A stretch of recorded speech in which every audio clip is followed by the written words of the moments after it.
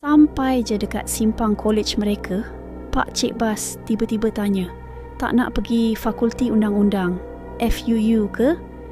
Kata Aiman, FUU ni sebelum ke simpang college mereka, nak pergi FUU jalan straight je. Tapi tak tahu kenapa Pak Cik Bas tanya macam tu. Mereka semua geleng-geleng sebab masing-masing dah nampak katil je dan tak nak lambatkan perjalanan. Lepas tu, Pak Cik tu cakap lagi, alah ya ke? Pak Cik ada barang nak kena angkut ni. Mereka cuba tanya penumpang lain yang duduk kat belah belakang. Kot, ada siapa-siapa yang nak pergi FUU? Seorang pun tak ada yang menjawab. Angguk tak, geleng pun tak. Cuma pandang je depan. Pelik sangat-sangat. Sampai je dekat depan college, mereka terus turun dan bas tu pun berlalu pergi.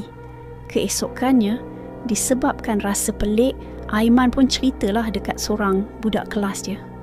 Budak ni dulu asasi pintar kat UKM, mungkin dia boleh cerita lebih. Lepas je Aiman cerita, budak tu terkejut.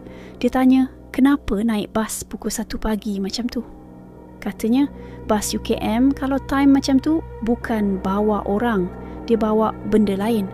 Katanya mitos UKM memang ada bas beroperasi tengah malam buta macam tu, tapi bawa benda lain. Macam bunian ke yang nak ke tempat-tempat lain, bukannya bawa manusia. So, persoalannya adalah dengan siapa mereka naik ramai-ramai semalam? Adakah dengan geng bunian?